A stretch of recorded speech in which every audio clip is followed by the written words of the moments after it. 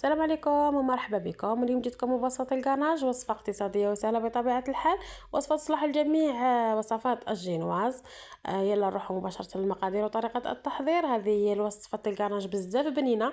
تقدري تستخدميها في بلاصة شوكولاتة الطلي، تقدري تغلفي بها الكيكات، تقدري تخدمي بها رولي، تقدري تخدمي بها كحشوة للفاكهة او الثومة او انواع من انواع الجينواز. اي نوع من انواع وصفة فيها جينواز تقدري تستخدميها. درت 400 غرام شيكولا فوق النار تسخن، ذوبتها كي ذابت درت عليها مغرف تاع الزبده، مغرف زبده.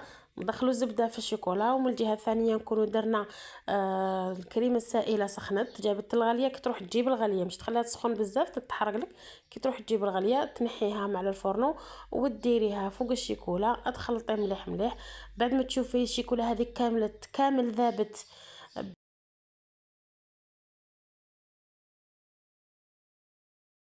حتى تذوب. كي تذوب تريح شويه، تصيبيها بردت، جيبي لها الباتور، طلعيها بالباتور تولي لك على شكل كريمي، وبنتها بزاف بنينه. ان شاء الله تجربوها. هنايا راح نشعل عليها الباتور.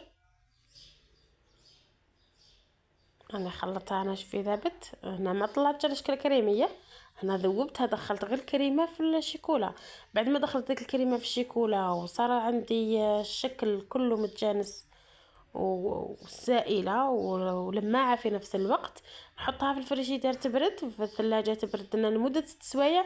وإلا كان عندك الوقت حطيها على الاقل ليله كامله.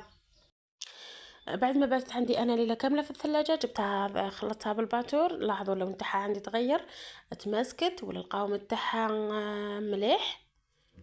لاحظوا بالطريقه هذه. ان شاء الله تعجبكم الوصفه.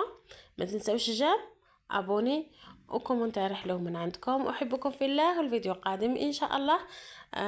الى اللقاء.